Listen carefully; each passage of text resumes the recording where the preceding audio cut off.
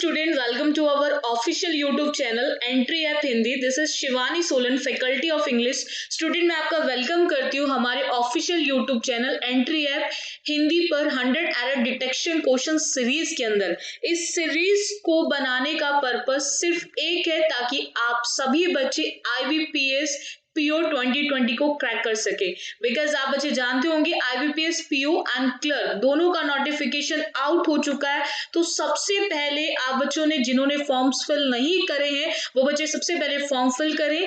और अगर हम बात करें सीरीज की, तो इस सीरीज को बनाने का सिर्फ एक ही पर्पस है कि आपके एग्जाम्स के अंदर जितने भी क्वेश्चंस आते हैं, यानी कि जितने भी क्वेश्चन 2020 में आने वाले हैं, उन सभी क्वेश्चंस को हम इस सीरीज के अंदर डिस्कस करेंगे।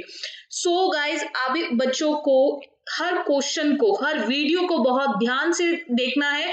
रीजन क्या है कि each and every question is very important for your PO 2020। So let's start the video students. So discuss करते हैं कल के होमवर्क के क्वेश्चन को। तो क्वेश्चन नंबर 52 जो कल मैंने आपको होमवर्क में दिया था, देखिएगा। अगेन आपने देखा कि सेंटेंस को 4 पार्ट्स में ब्रेक किया गया है, A, B, C and D। आपने चेक करके लाना था कि सेंटेंस में कोई एरर है या नहीं। अगर एरर होगी तो आपका answer option according to the error हो जाएगा A, B, C और D, और अगर नहीं है तो देन आपका आंसर ऑप्शन E होगा। तो आई होप सभी का आंसर करेक्ट होगा। So let's discuss. अगर हम डिस्कस करें तो knowledge of at least 2 languages are required to pass the examination. अगर हम नॉलेज ऑफ की बात करें and after that at least 2 languages are required to pass the examination। यहाँ पर क्या are required करेक्ट है, बिकॉज 2 के साथ वर्ब की फर्स्ट फॉर्म करेक्ट है, 2 के साथ लैंग्वेजेस करेक्ट है। नॉलेज के साथ जब हम ऑफ देखेंगे तो उस केस में आपको ध्यान रखना है, हम वर्ब जो यूज करते हैं according to the before preposition of. Knowledge is a case of uncountable. और आप बच्चे हमेशा ध्यान रखेंगे जब हम अनकाउंटेबल नाउन की बात करते हैं तो अनकाउंटेबल हमेशा सिंगुलर इन फॉर्म रहते हैं, और दैट्स वाई हम उनके साथ जो वर्ब यूज करते हैं वो भी आपके सिंगुलर यूज करते हैं। सो आर की बात करें बच्चों, आर कैसी वर्ब है? आपकी प्लूरल वर्ब है, तो हम यहाँ पर आर का यूज नहीं करेंगे, हम आर की जगह किसका यूज करेंगे? Is. So according to that one our answer option will be C. जो हमारा आंसर ऑप्शन होगा वो हमारा सी हो जाएगा। Got it student? Now come to the next question. आज इस वीडियो के अंदर हम अदर क्वेश्चंस को डिस्कस करेंगे। 53 क्वेश्चन देखिएगा। Many of my cousins beat around the bushes quite a bit especially when they have to give you bad news. Again आप देख रहे होंगे कि सेंटेंस को 4 पार्ट्स में ब्रेक किया गया। आपने चेक करना है कि कोई ग्रामेटिकल एरर है या नहीं। मैनी के अकॉर्डिंग आप देखेंगे कि माई कजन्स बिल्कुल करेक्ट है, बिकॉज मैनी प्लूरल है, देन डेफिनेटली हम कजन्स लिखेंगे। एंड बीट बिल्कुल करेक्ट है, फर्स्ट फॉर्म है हमारी, मैनी के अकॉर्डिंग प्लूरल वर्ब बनेगी, बिल्कुल करेक्ट है। अब पॉइंट क्या आता है बी पार्ट की, अगर हम बात करें अराउंड द बुशेस करेक्ट है या नहीं।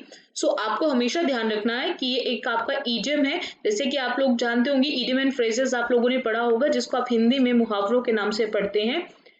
सो बीट अराउंड द बुशेस नहीं होता, बीट अराउंड द बुश होता है। सो आपको हमेशा ध्यान रखना है, एग्जाम्स में बहुत बार एरर जो होती है वो आपके ईडियम एंड फ्रेजेस से रिलेटेड भी आ जाती है।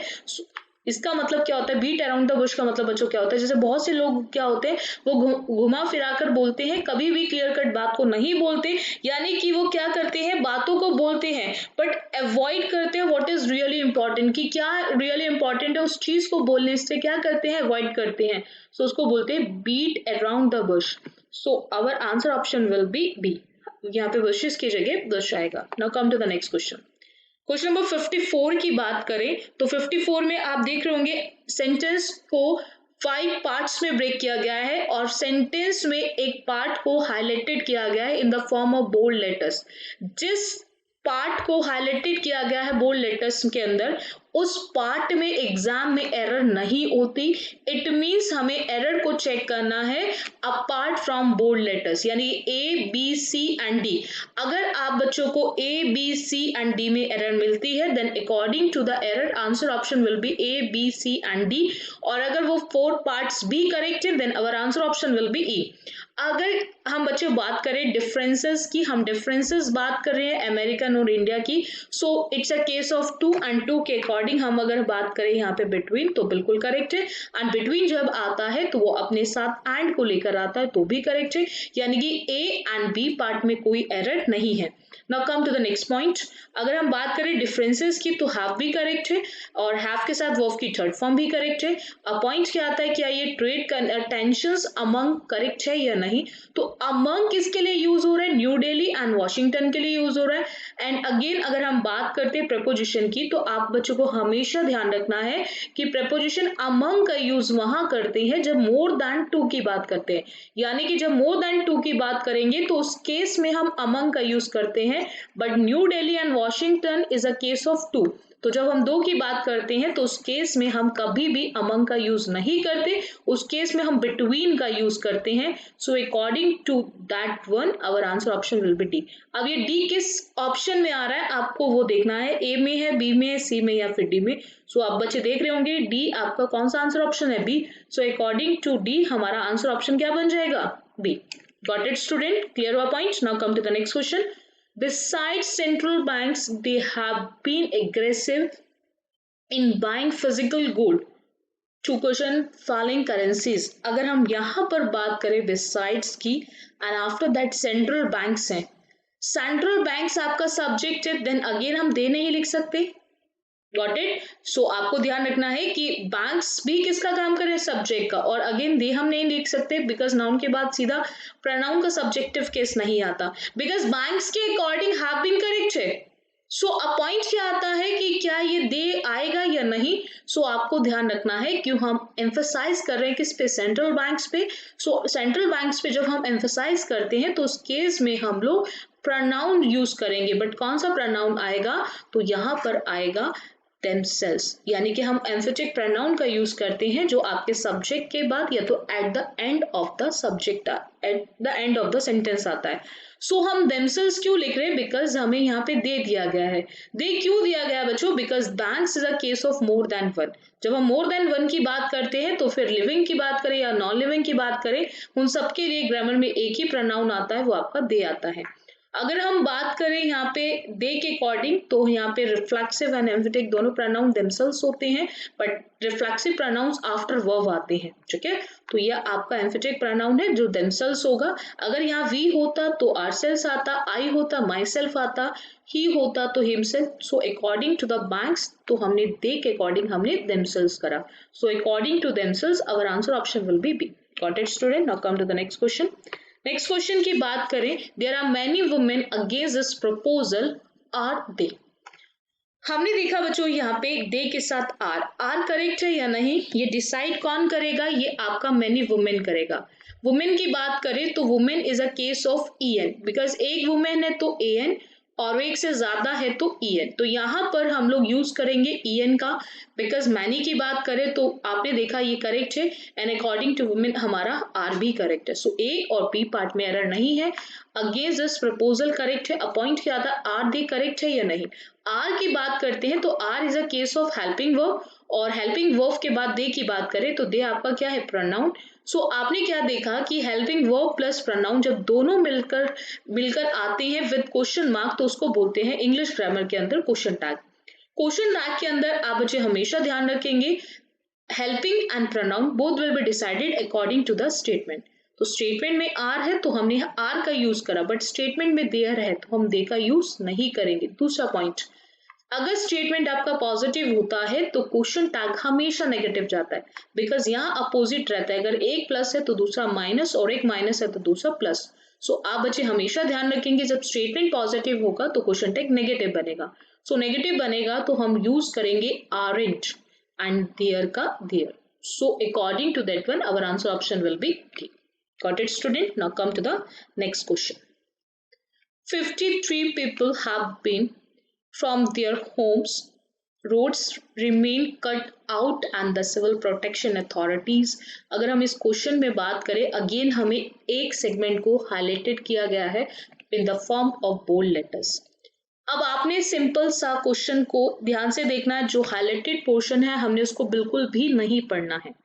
The reason is that because वो बिल्कुल करेक्ट है, हमने रेस्ट ऑफ द पार्ट में देखना है कि एरर है या नहीं। रेस्ट ऑफ द पार्ट से हमारे बी, सी, डी एंड ई। अब यहाँ पर अगर एरर है किसी भी पार्ट में, then according to the error our answer option will be A, B, C and D, और अगर नहीं है तो उस केस में हमारा आंसर ऑप्शन ई होगा। नाउ पॉइंट इज दैट कि करेक्ट है या नहीं है। सो अकॉर्डिंग टू 53 पीपल हमारा देयर करेक्ट है, बिकॉज मोर देन वन है तो देयर होम्स बिल्कुल करेक्ट है। अगर हम बात करें 5 रोड्स रिमेन कट आउट, तो आपको ध्यान रखना है कि कट आउट यहाँ पर जो दिया हुआ है ये आपकी एक फ्रेज है, और जब हम यहाँ पे रोड्स की बात कर रहे हैं रिमेन, तो रोड्स यहाँ पे कट आउट नहीं है, यहाँ पर हम पॉइंट की बात कर रहे हैं कि वहां एंटर और उसको लीव करना क्या है, बहुत ही क्या हो चुका है, डिफिकल्ट हो चुका है।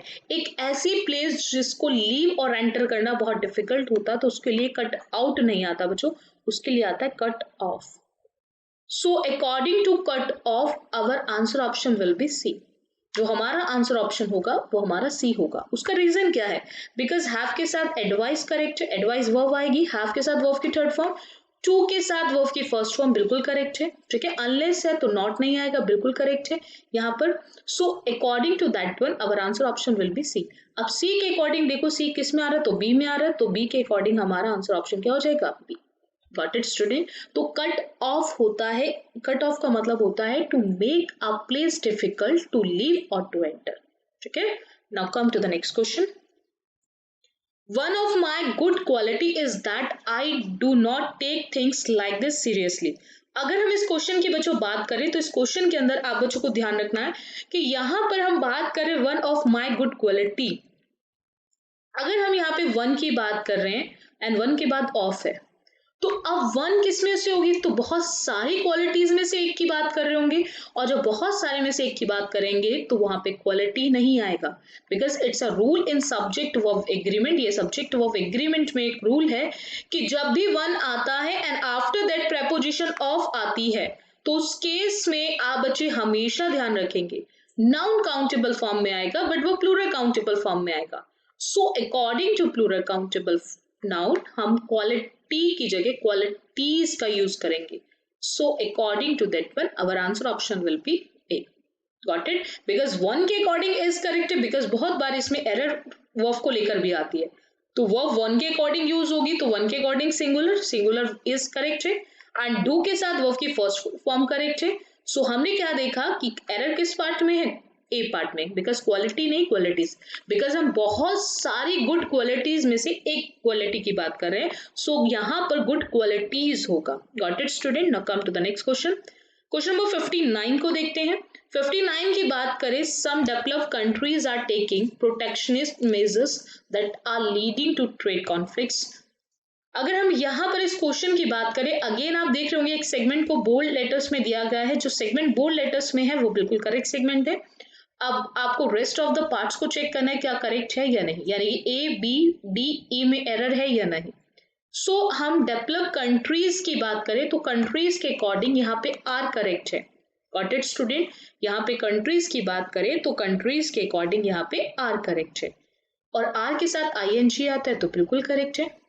अगेन हम मेजर्स की बात करते हैं तो मेजर्स के अकॉर्डिंग दैट के बाद आर भी करेक्ट है, जो हमें ऑलरेडी करेक्ट फॉर्म में दिया। लीडिंग के बाद टू के साथ वर्ब की फर्स्ट फॉर्म ट्रेडिंग भी करेक्ट है, and conflicts and economic blockade की बात करें बिल्कुल करेक्ट है। इट मीन्स हमें एक सी पार्ट तो ऑलरेडी करेक्ट दिया था, यानी कि ए, बी, डी और ई में भी कोई एरर नहीं मिली, और जब हमें चारों पार्ट्स में एरर नहीं मिलेगी तो उस केस में हमारा आंसर ऑप्शन क्या हो जाएगा, E, that is no error. Now come to the next question. 16 number question की बात करें, if he had given me money I would have bought that shirt. Again हम बात करें यहाँ पे ही क्या है, सब्जेक्ट, और हैड गिवन की बात करें वर्ब, तो ही आपका सब्जेक्ट है और ये वर्ब है, आई सब्जेक्ट है और ये वर्ब है। सो आपने देखा कि ही से पहले इफ दिया है, और जब इफ आता है तो उस क्लॉज को बोलते हैं कंडीशनल क्लॉज, बिकॉज जब दो क्लॉजेज एक साथ मिले और एक क्लॉज में आपको कंडीशनल वर्ड दिया हो, if, when, as soon as long as, when, after, तो ये सब आपके कंडीशनल वर्ड्स होते हैं जो कंडीशनल क्लॉज में यूज होते हैं। तो जब कंडीशनल क्लॉज की बात करते हैं और कंडीशनल क्लॉज में अगर हैड के साथ थर्ड फॉर्म दी हो, बिकॉज गिव होती है फर्स्ट फॉर्म एंड गिव होती है सेकेंड फॉर्म एंड गिवन होती है third form, and after had अगर आपको हैड का मतलब हुआ पास्ट परफेक्ट, और पास्ट परफेक्ट अपने साथ वर्ब की कौन सी फॉर्म लेकर आती है, थर्ड फॉर्म लेकर आती है, वर्ब की थर्ड फॉर्म। तो जब आप पास्ट परफेक्ट टेंस को देखें आप कंडीशनल क्लॉज में, तो आप उस केस में जो अनदर क्लॉज होता है उसको मेन क्लॉज बोला जाता है। तो आप उस क्लॉज में भी यूज करेंगे परफेक्ट फॉर्म। परफेक्ट मतलब वुड के साथ, शुड के साथ, वुड के साथ, कुड के साथ, माइट के साथ हैव, और जब हैव आता है तो अगेन वर्ब की थर्ड फॉर्म लेकर आता है, जैसे बाय होती है फर्स्ट फॉर्म और बाय की सेकेंड एंड थर्ड फॉर्म होती है बॉट। बॉट सेकेंड फॉर्म भी होती है और आपकी थर्ड फॉर्म भी। सो आपने देखा वुड हैव के साथ बॉट करेक्ट है। सो जब आपने देखा ए में भी एरर नहीं है, बी में भी एरर नहीं है, एंड अगर हम बात करें सी में भी एरर नहीं है और डी में भी एरर नहीं है, so our answer option will be E. Got it student? तो हमारा जो आंसर ऑप्शन होगा वो हमारा ई होगा। Now come to the next question. Giving the large base of tanks and reservoirs in greater Chennai, prudent rainfall management can help it through. अब अगर हम बात करें इस क्वेश्चन में, अगेन आपको एक सेगमेंट को बोल्ड लेटर्स में दिया गया है, ई पार्ट को, यानी कि ई पार्ट में एरर नहीं है। नाउ पॉइंट इज दैट क्या रेस्ट ऑफ द पार्ट्स में एरर है या नहीं। आईएनजी की जब हम बात करते हैं तो आईएनजी दो फॉर्म में यूज होता है, आपको हमेशा ध्यान रखना है। एक तो हेल्पिंग वर्ब की फॉर्म, हेल्पिंग के बाद जो मेन आती है is are am, was were के बाद, हैज बीन, हैव बीन के बाद, हैड बीन के साथ। दूसरा एक जेरिन की फॉर्म में आता है। जेरिन की फॉर्म में अगर हम बात करें तो यहाँ पर अगर हम यहाँ पे गिविंग की बात करें तो यहाँ पे गिविंग आपका जेरिन नहीं है, because it's not a noun. So यहाँ पर आप इसको जो यूज करेंगे आप पास्ट पार्टिसिपल। पास्ट पार्टिसिपल का मतलब होता है वर्ब की थर्ड फॉर्म। सो यहाँ पर आपको ध्यान रखना है हम गिवन का यूज नहीं करेंगे, हम यूज किसका करेंगे, यहाँ पे गिवन का। पास्ट पार्टिसिपल मतलब वर्ब की थर्ड फॉर्म जो एडजेक्टिव का काम करे, जो आपके टैंक्स एंड रिजर्वर्स को क्वालिफाई कर रहा है। So according to that one यहाँ पे गिवन होगा। सो गिवन के according our answer option will be A. अब ए किस पार्ट में आ रहा है तो आपको ध्यान रखना वो किस पार्ट में आ रहा है, बी में। So according to that one our answer option will be B. Got it student? Now come to the next question. When you were young, you ought to learn good habits. Again अगर हम बात करें यहाँ पे वर की, तो वर का मतलब होता है पास्ट, और वर आपके प्लूरल सब्जेक्ट्स के साथ आता है, यू के साथ बिल्कुल करेक्ट है। सो यहाँ पर अगर हम बात करें यू ought to learn की, तो लर्न वर्ब, यू सब्जेक्ट। यहाँ पर हमने देखा कि subject verb, it means two clauses, और before first you when is given. When किसका काम करेगा, कंडीशनल वर्ड का, और जिस क्लॉज में कंडीशनल वर्ड आता है उसको हम बोलते हैं कंडीशनल क्लॉज। तो जब हम कंडीशनल क्लॉज की बात करते हैं अगर वो पास्ट में होगा then definitely we have to use past tense in main clause, because other clause वो मेन क्लॉज बोलेंगे। तो मेन क्लॉज में भी हम पास्ट टेंस का यूज करेंगे। ought to सिंपल फ्यूचर होता है, तो ought to की पास्ट फॉर्म क्या होती है, जैसे shall की पास्ट फॉर्म should होती है, may की might, कैन की कुड, विल की वुड। तो ऑटो की पास्ट फॉर्म क्या होती है, तो जिन मोडाल्स की पास्ट फॉर्म नहीं होती उनकी पास्ट फॉर्म बनती है जब हम उन मोडाल्स में हैव ऐड करते हैं, और जब हम हैव को ऐड करते हैं तो अपने साथ लेकर आते हैं वर्ब की थर्ड फॉर्म। यानी कि यहाँ पे लर्न की जगह हम लर्नड लिखेंगे और उसके साथ साथ ought to have का यूज करेंगे। So our answer option will be C. Got it student? हम क्यों करेंगे ought to have learned? Because reason is that because conditional clause is given in past tense. हमें conditional clause past tense में दिया हुआ है, इसको बोलते हैं condition 2। कि जब conditional clause past tense में होता है तो उसको condition 2 बोला जाता है। उस केस में main clause में भी हम past tense का ही यूज करते हैं। past tense कौन सा होगा, आपको जो भी फॉर्म दी होगी, अगर will है तो would, shall है should, कैन है कुड, ought to है तो ought to have हो जाएगा। And according to ought to have we always use third form of the verb. So हम यहाँ पर वर्ब की थर्ड फॉर्म का यूज करेंगे, तो यहाँ पर वर्ब की जो थर्ड फॉर्म होगी वो क्या हो जाएगी बच्चों, लर्नड हो जाएगी। Got it? Now come to the next question, question number 63. Question number 63 की अगर हम बच्चों बात करें तो क्वेश्चन नंबर 63 में आप बच्चे देख रहे होंगे एक सेगमेंट को बोल्ड लेटर्स में लिखा गया है। वो सेगमेंट बिल्कुल करेक्ट सेगमेंट है, यानी कि उस पार्ट को हम बिल्कुल नहीं पढ़ेंगे and rest of the 4 parts को आप चेक करेंगे कि क्या वो करेक्ट है या नहीं।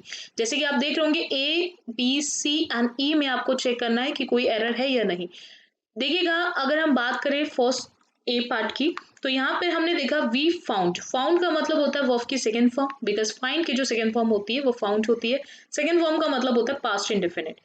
पास्ट इंडेफिनिट की जब भी हम बात करते हैं तो पास्ट इंडेफिनिट में आप बच्चों को हमेशा ध्यान रखना है कि पास्ट इंडेफिनिट के अंदर चाहे सब्जेक्ट सिंगुलर हो या प्लूरल हो, जब सिंपल सेंटेंस की बात करते हैं तो हम वर्ब की सेकंड फॉर्म का यूज करते हैं।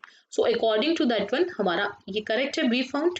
एंड आफ्टर दैट हम पार्टिसिपेंट्स जजमेंट्स की बात करें तो पार्टिसिपेंट्स का मतलब हुआ कि हम प्लूरल की बात कर रहे हैं, बिकॉज जजमेंट्स तो पार्टिसिपेंट्स मोर देन वन का होगा, बिकॉज एक तो पार्टिसिपेंट नहीं होगा, एक से ज्यादा की बात कर रहे हैं। तो आप बच्चे हमेशा ध्यान रखेंगे जब हम मोर देन वन के पोसेसिव की बात करते हैं, बिकॉज एपोस्ट्रॉफी एस बच्चों कब आता है, जब हम एक से ज्यादा की बात करते हैं। तो एक से ज्यादा के केस में जब आपको पोसेसिव केस बनाना है तो उस केस में यानी कि प्लूरल का पोसेसिव बनाने के लिए हम यूज करते हैं सिंपल एपोस्ट्रॉफी। हम सिंपल एपोस्ट्रॉफी का यूज करते हैं, हम कभी भी एपोस्ट्रॉफी एस का यूज नहीं करते। Got it student? तो यहां पर होगा पार्टिसिपेंट्स पोसेसिव, यानी कि पार्टिसिपेंट्स का मतलब हो गया कि यहाँ पे पोसेसिव केस। पोसेसिव का मतलब होता है जो पोजीशन को बताए एंड पोजीशन का मतलब होता है जो आपकी ऑनरशिप को बताता है। Got it? सो यहाँ पर हो जाएगा participants judgment. So according to that one हमारा जो आंसर ऑप्शन ए के अकॉर्डिंग डिसाइड होगा। अब आंसर ऑप्शन अगर हम ए देखें तो कौन से ऑप्शन में आ रहा है, तो वो हमारे सी ऑप्शन में आ रहा है। तो according to that one our answer option will be C. Got it student? Error detection homework, यानी कि ये आपके होमवर्क का क्वेश्चन है। जैसा कि बच्चों मैं आपको हर वीडियो में आपको एक क्वेश्चन होमवर्क के लिए देती हूँ, तो उसी तरह से इस वीडियो में भी आपके होमवर्क का क्वेश्चन है।